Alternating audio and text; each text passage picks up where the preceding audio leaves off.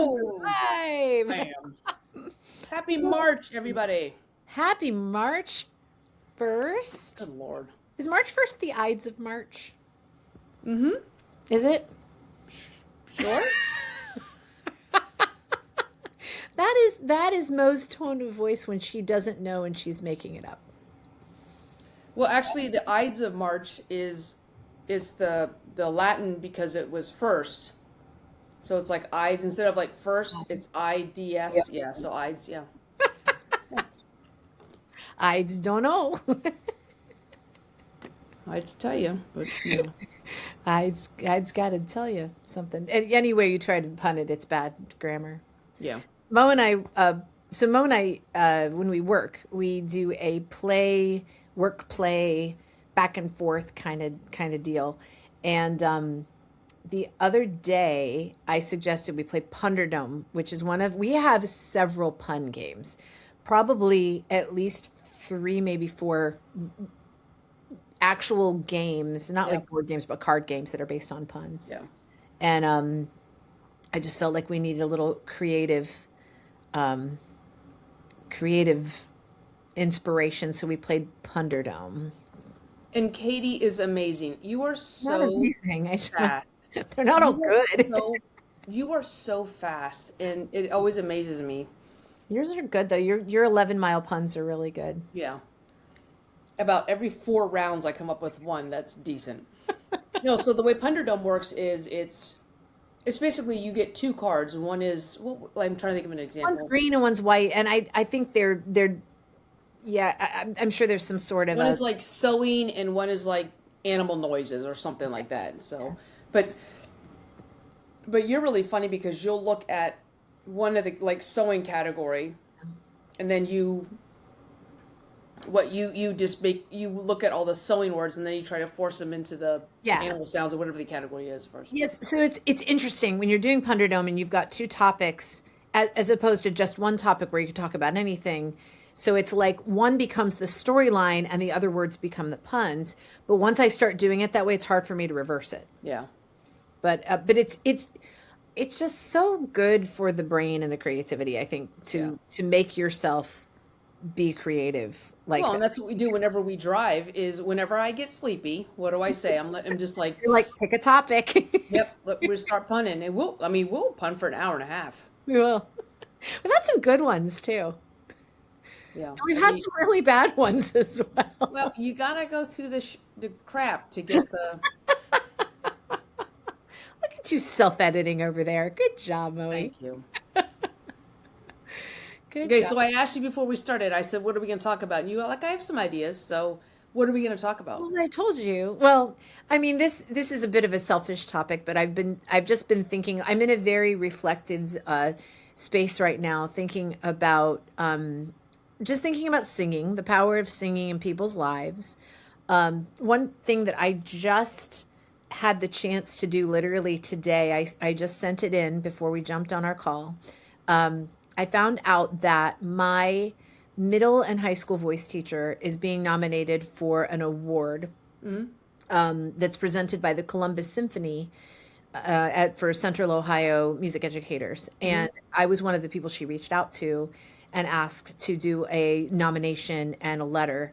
And so I got to sit down and write down really what Stephanie means to me. And my relationship with her is so significant because I don't know that I would be doing what I'm doing or the way I'm doing it today if it hadn't been for her. Nice. I started studying with her when I was 12 and, knew I had this big unruly voice, and she like helped me rein it in and figure out what to do. Hashtag loud tenor.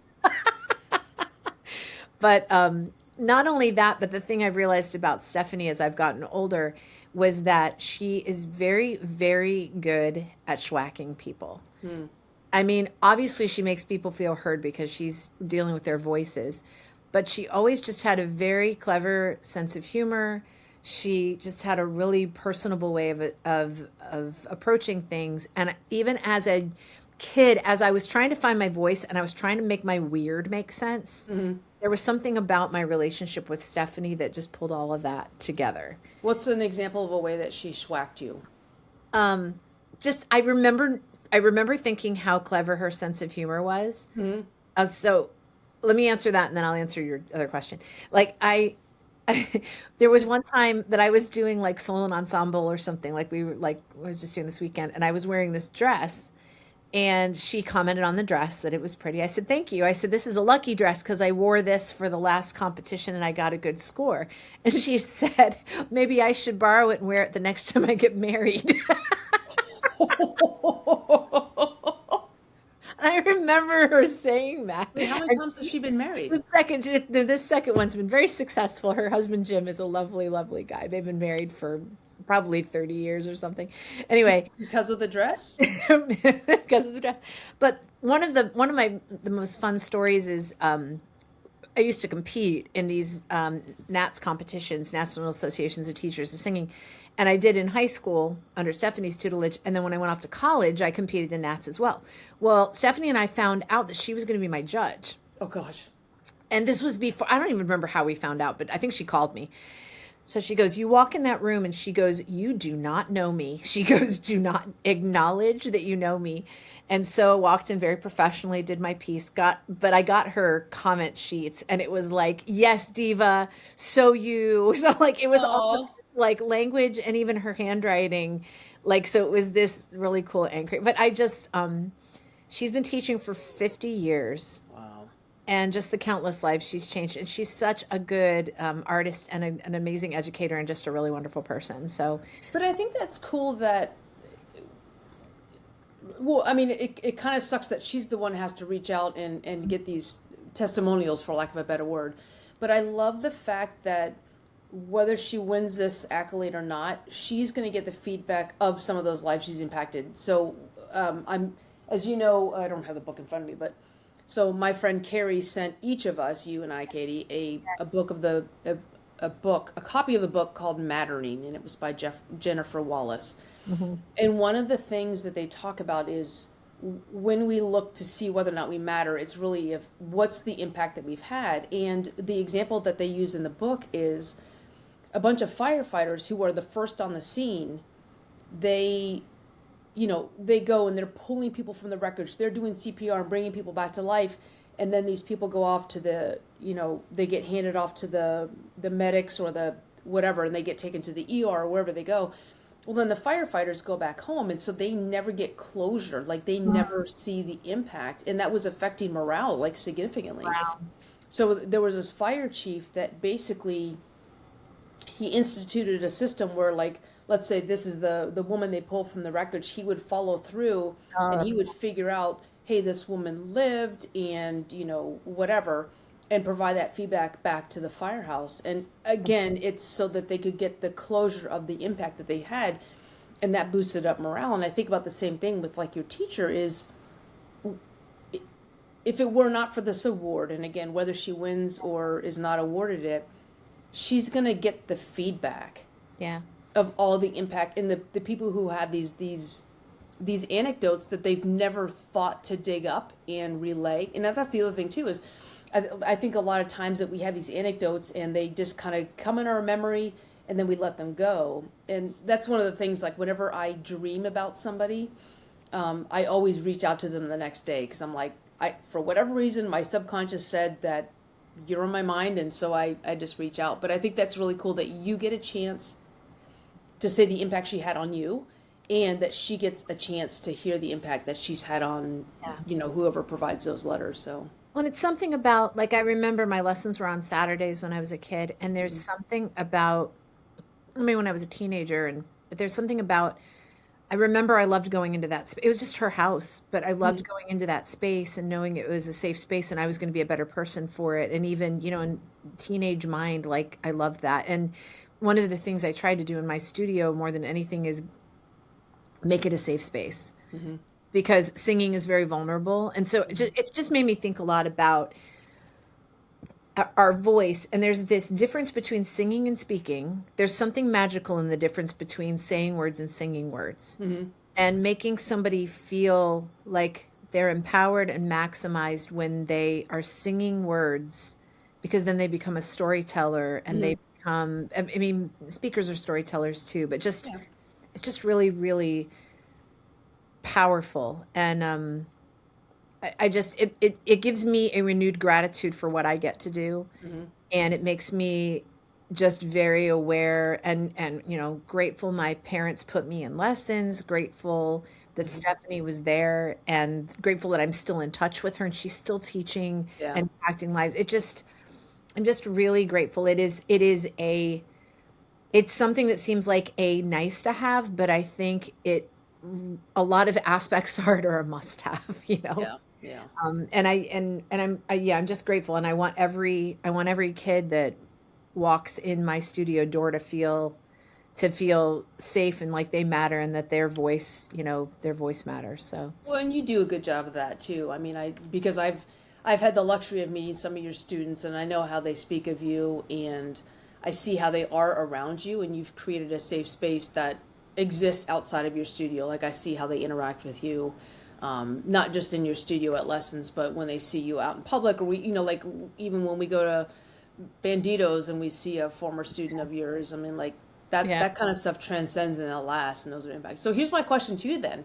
Okay. You've recently had an opportunity to write a letter to a former instructor and let her know the impact that she's had on you. Have there been students of yours who have had an impact on you? Yeah, I mean, you mean by like something so like just their lives just being Yeah, any yeah, I mean, gosh, a lot of story, like a lot of, yeah, just a lot of stories of how they open up, like how they open up about what's going on in their lives mhm, and stuff. That makes a difference. Or them describing how it feels for them. I mean, they're talking about endorphins and stuff that they don't even understand. yeah. They're describing how it feels for them to be able to express themselves. It's a good question. I've got to So, well, write and things so down. my follow-on question was going to be, it's going to sound like homework, but that's how I roll. Um, It is.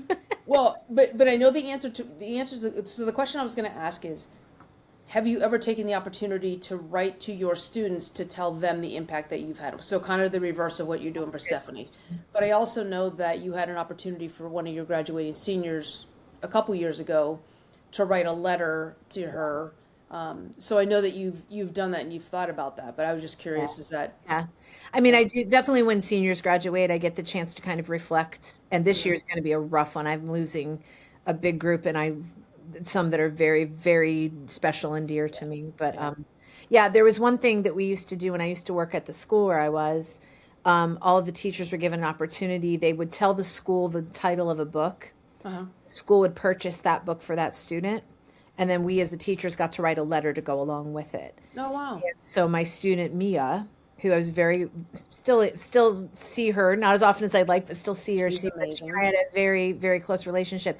I got her Mitch Albon's book called The Magic Strings of Frankie Presto, which is a phenomenal book, and was able to just write her a letter. And then the school presented her with the book and then the handwritten letter, which Wow. really cool. So I love stuff like that because I think so. One of the things, so going back to the book Mattering, one of the things that the author talks about is having an impact file where you keep. mm, So, like, if I would guess that Mia still has that letter, and that letter exists in an impact file. So I was always taught that they're called warm fuzzies. So, like, yeah, yeah, I have a folder of I I have letters from like 1988 that a friend has written. I have one that's very special to me that a, an Air Force Academy cadet who was in a class below mine yeah. had written to me. I think she was she might have been a freshman or a sophomore, and I was a senior. And I still have that letter. That's from 1992.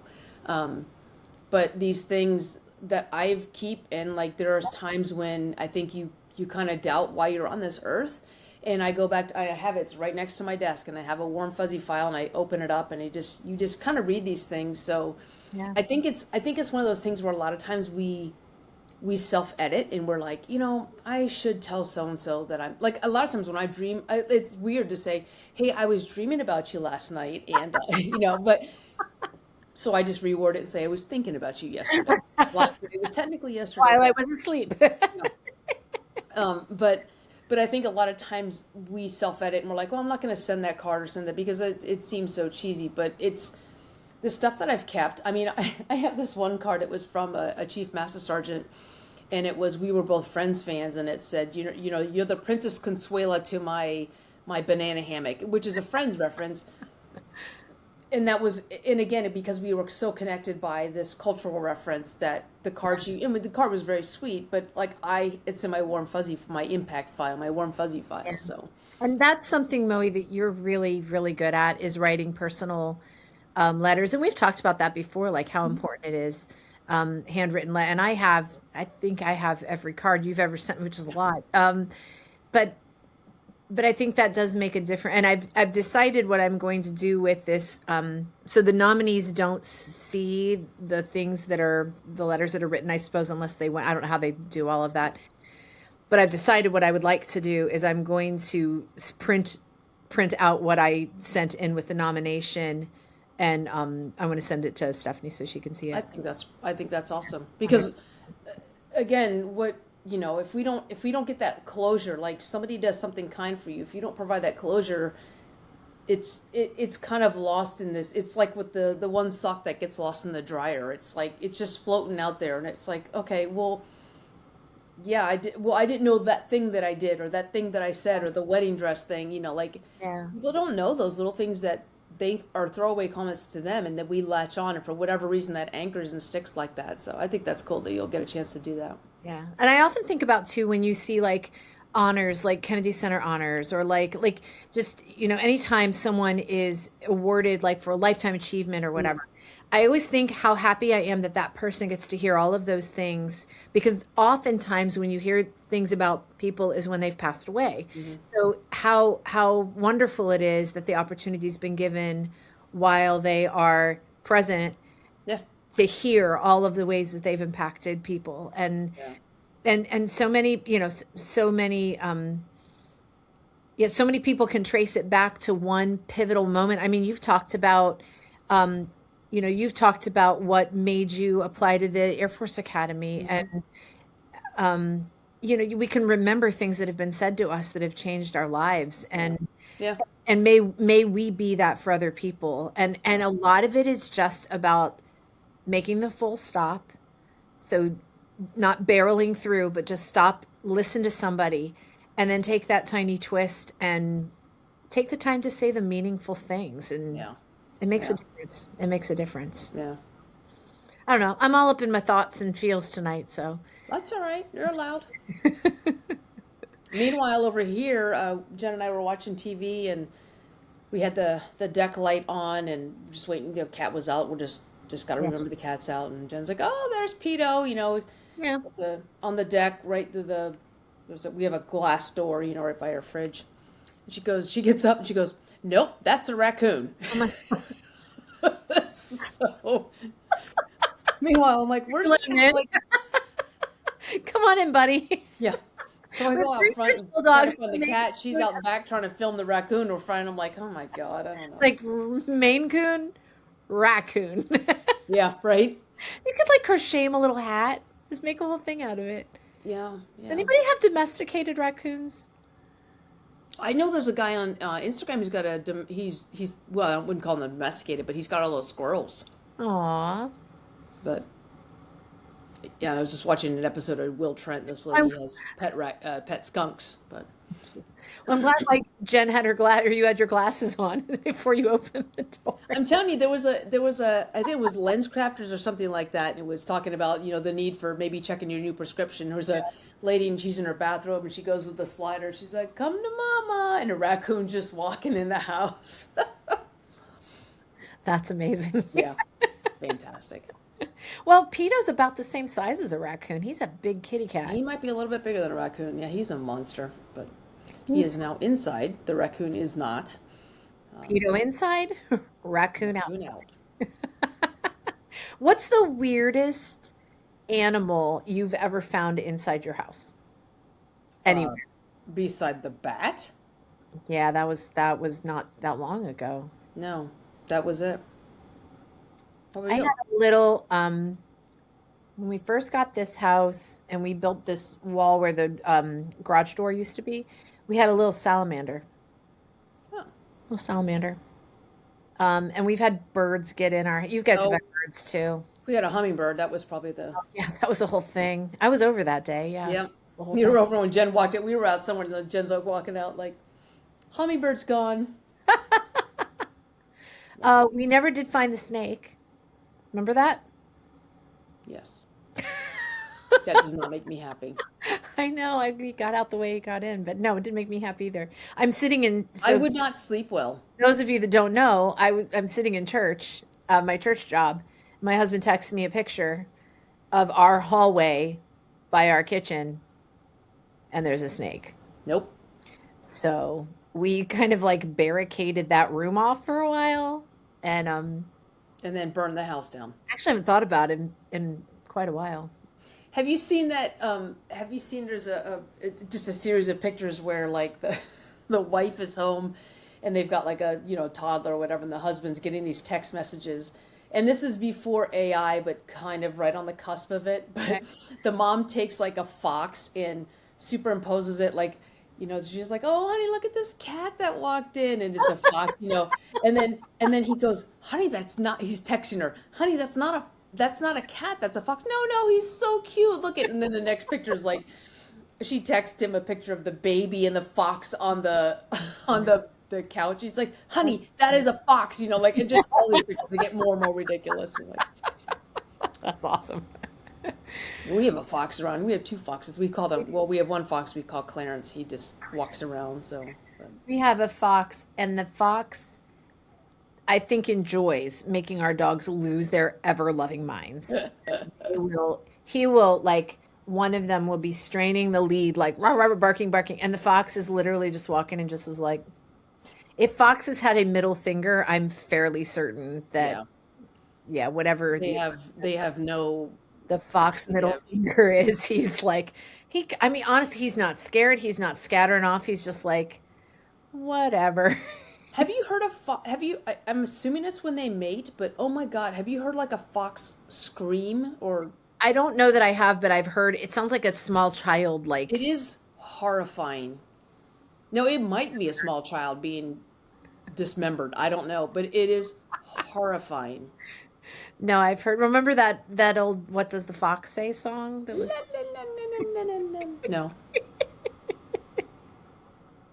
yeah, I've heard that it's a interesting sound, but I've never actually Oh, it's horrifying. Yeah. So it'll make you put your head underneath should the ask the cover. raccoon if he's heard of it. Yeah, probably. I'll let him in. All those little baby raccoons up in your tree last year. Well, yeah. So we had well, and it was interesting. You So and I two would years run. ago we had raccoons in this tree, and then this past year we had them in this tree. But well, anyway, I haven't seen them recently. We'd go out on the deck and take flashlights, and if you shine them, and then they shine in their eyes.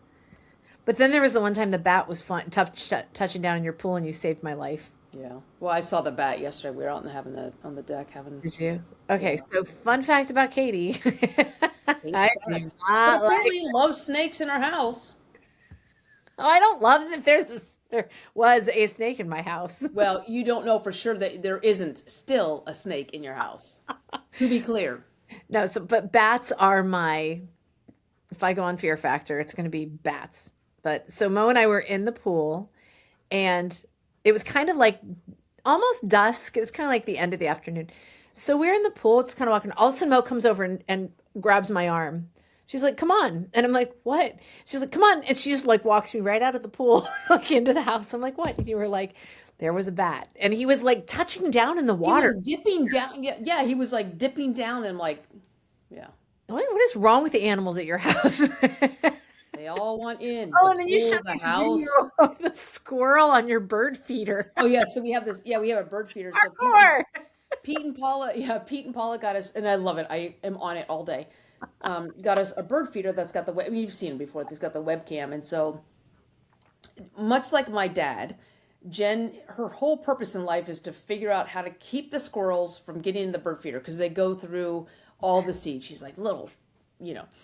Um, You're good at So editing. you know, like I scroll through all the because it's got a little SD memory card, it's got cloud memory, so I'm scrolling through the pictures, and you know, like little thumbnails, like bird, bird, bird, cardinal, boy, cardinal, girl, cardinals, big fat squirrel, like right in this frame. I'm like, okay, so I go to this one, and I go back to the very first video with where the squirrel makes an appearance, and you see the camera, and the squirrel just like comes over top, overshoots, and he does like a He pull looks up to get onto the.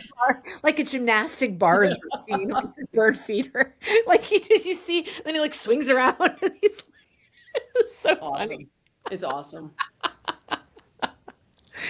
He'll do it all for the bird seed, man. Yeah. Well, it's like that during COVID. I mean, there was like one guy who, he, long story short, made an American Ninja Warrior course for the squirrels and like had all these. I mean, this whole back. I mean, we were all so bored during COVID, anyways. Like, you need to create a project, but I I wish you love were it. yarning during COVID. You didn't yarn during COVID at all. I know I'm trying to finish my blanket so that I can use the new yarn you gave me. So I tell you what, though, I my mom crocheted. I remember her crocheting when I was growing up. I don't remember what she made. Like I don't remember if she made a, I don't know, a blanket or a bra or whatever. But so now that I'm doing it, it is so addictive. But honestly, and I know Alyssa won't want to hear this. I don't like making you make those little animals and critters. It's so Yes. frustrating to me. That is not relaxing at all. But then but you end up with something. I ended up with a blanket. That's true. I ended up with a skirt. I mean a